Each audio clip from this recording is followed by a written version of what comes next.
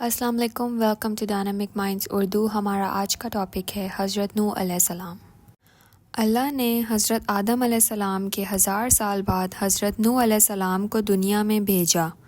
اس وقت تک دنیا میں کافی آبادی بڑھ چکی تھی اور شیطان اپنی چالیں انسانوں کے خلاف چل چکا تھا اور انسانوں نے اب بت پرستی شروع کر دی تھی۔ ایسے میں لوگوں کی رہنمائی کے لیے اللہ نے ایک اور پیغمبر حضرت نوح علیہ السلام کو دنیا میں بھیجا، لیکن یہ کام ان کے لیے بھی آسان نہیں تھا۔ حضرت نوح علیہ السلام نے سب کو کہا کہ اللہ کا خوف رکھو اور وہ کرو جو اللہ کہتے ہیں، لیکن لوگ ان کی بات نہیں سنتے تھے اور بت پرستی نہیں چھوڑتے تھے۔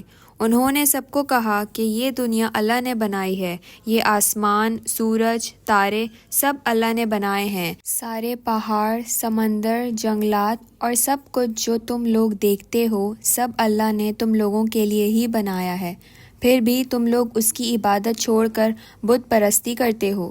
لیکن لوگ ان کو جواب دیتے تھے کہ تم ہماری طرح کے ہی انسان ہو اور تم جھوٹ بول رہے ہو۔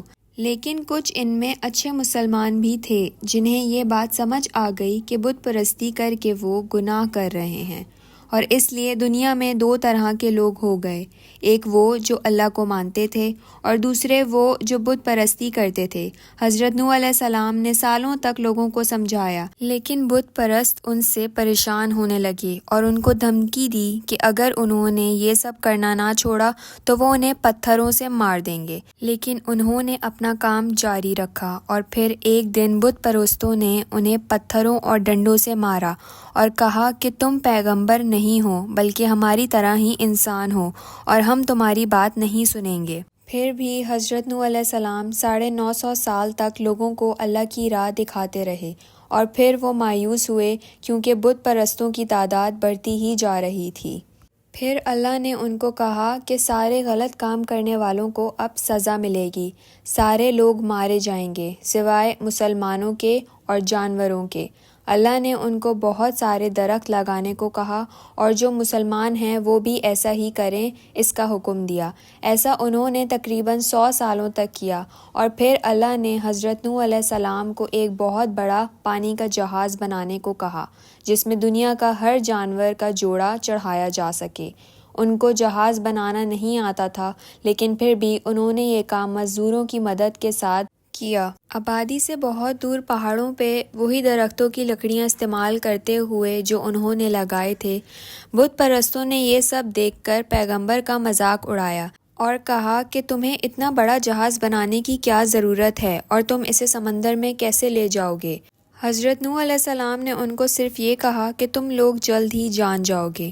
بہت مہینوں کی محنت کے بعد جہاز تیار ہوا۔ اللہ نے ان کو بولا کہ جلد ہی دنیا میں باڑھ آئے گی اور ان کے چولہے سے پانی نکلے گا۔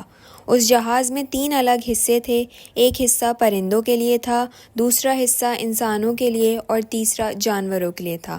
جب باڑھ کا وقت قریب آیا تو سارے جانور اور پرندے جہاز میں آ گئے، اور جیسا اللہ نے کہا تھا پانی نوح علیہ السلام کے گھر کے چولہے سے نکلنے لگا، اور یہ باڑھ آنے کا اشارہ تھا۔ جب وہ باہر نکلے تو دیکھا کہ بہت تیز بارش بھی ہو رہی ہے۔ انہوں نے سارے اچھے مسلمانوں کو جمع کرا اور سب کو جہاز میں لے گئے۔ بت پرستوں نے تب بھی ان کا مذاق ہی اڑایا۔ نوح علیہ السلام نے اپنی بیویوں اور بچوں کو جہاز میں جانے کا کہا، لیکن ان کی ایک بیوی اور بیٹے نے ان کی بات نہیں سنی، اور بیٹے نے کہا کہ وہ اپنے آپ کو پانی سے بچا لے گا۔ پانی بہت اوپر چڑھ چکا تھا اور باڑھ خطرناک ہوتی جا رہی تھی، ہر طرف سمندر ہی سمندر تھا۔ بت پرستوں کو نوح علیہ السلام کی باتیں صحیح لگنے لگیں اور وہ اپنی جان بچانے کے لیے پہاڑوں کی طرف دوڑے۔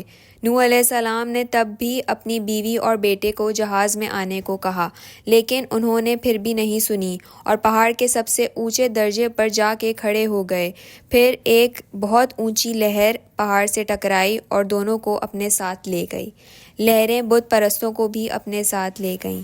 پانی بڑھتا گیا اور کچھ وقت بعد پوری زمین پر صرف پانی ہی پانی تھا، اور نوح علیہ السلام نے بسم اللہ کہا اور پھر جہاز چلنے لگا۔ اب بارش تو رک گئی تھی، لیکن زمین پر صرف پانی ہی پانی تھا، اور نوح علیہ السلام کو پتہ تھا کہ کچھ وقت تک انہیں اس جہاز میں ہی رہنا پڑے گا۔